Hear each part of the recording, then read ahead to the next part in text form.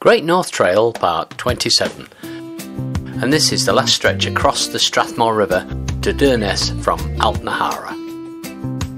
The morning looked like it was going to be quite reasonable, but very windy. But the first section luckily was with the wind and we made reasonably good progress. We went back up the Hope Road and turned right at the top, northwards along the Strathmore Glen.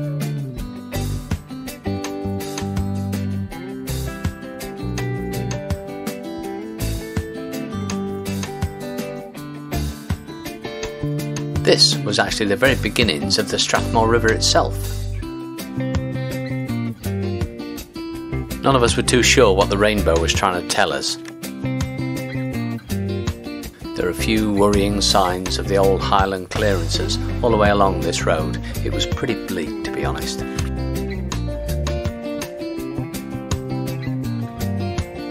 Then of Glen Strathmore proper. We picked up speed and went downhill, and we passed Durness. I don't think they even noticed the brock. Very quiet road, good track, good surface, and we sped along. So we turned off the road and went down to the river to look at the prospects for a crossing. May I just remind folks that I've written this stunningly brilliant book called Old But Electrified, and it's about my experience along the Great North Trail on an e-bike. I'll put a link to it in the description. Meanwhile, back at the Strathmore River crossing, this was going to be a shortcut, at least for some of us.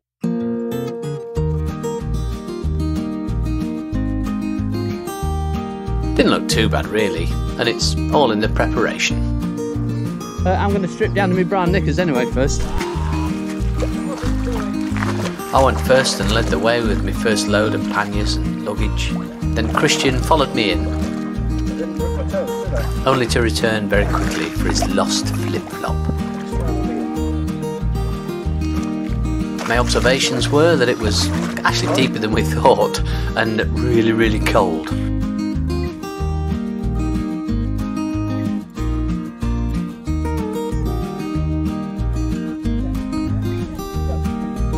Christian, bless him, came back across to help me carry the panzer back over. This time we're headed more towards the island in the middle, which gave us a shallower crossing.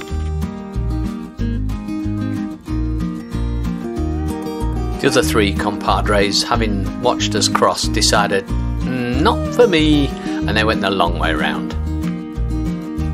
This is the route they took, up alongside Loch Hope and round the top and back down towards Loch Eribol. It's an extra 11 miles, or was it 11k, not sure.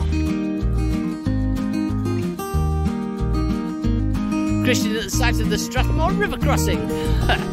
Could call that a river. Mere bag of tell. From the western side we had a grand view of Ben Hope. Although one of the smallest Munros, it is actually one of the toughest apparently, because the walk starts straight from the car park. There's no lead up to it. On the way up the hillside there were quite a few tumble down bridges. Have you spotted that? I didn't come that way. But just enough left of the bridge to pedal over, though not take a Land Rover over. This was definitely the route less trodden, pedalled, whatever.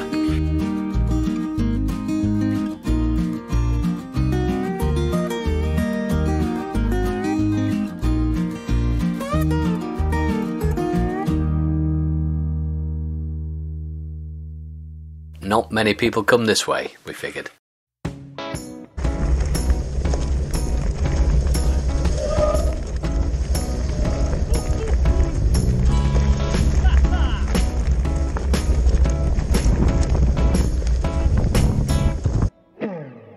And this is a slightly zigzag route down the hillside back towards the main road. This descent is a lot steeper than it looks, as you can probably tell by the compression of the forks.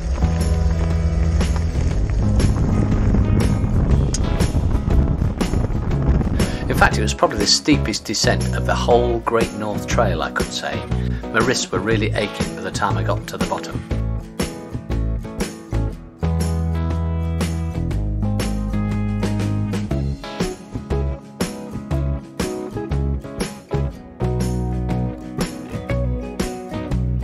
Back on the main road, we were well ahead of the other guys, although we weren't expecting quite such a headwind as we got.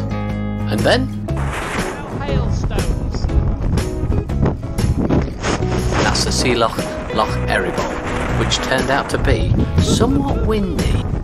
But we knew once we got round the southern end of the loch, Durness would be a simple freewheel away.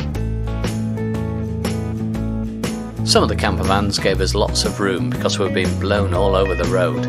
As were they, I guess.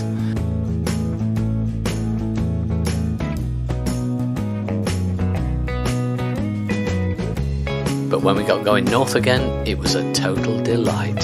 Sunny, beautiful.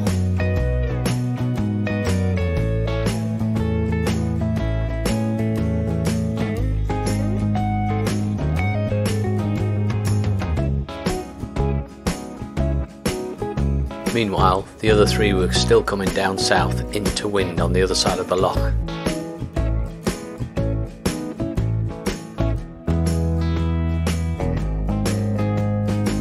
Christian and I were wondering if they'd wish they'd come across the river now.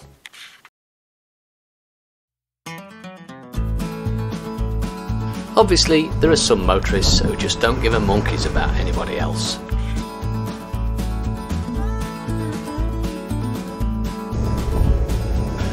We had some motorcyclists pass us, well, nearly pass us. As they slowed down a little bit, we were going so fast that we caught them up again. That's just a measure of how strong the wind was, I guess. Then they pulled over into a car park and had an ice cream, so we carried on. The beaches at Durness looked like something out of the Caribbean. It was amazing. Not the temperature exactly, but certainly the colour of the water. There's not much to do or see in Durness, but there is a memorial to the famous John Lennon, who's misspent some of his youth there apparently. Tomorrow we'd attempt a crossing by open boat of the Kyle of Durness. What, in this wind?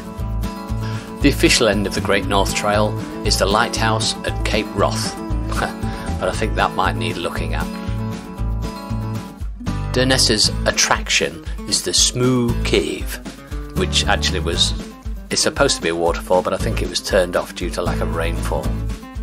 It's unbelievable.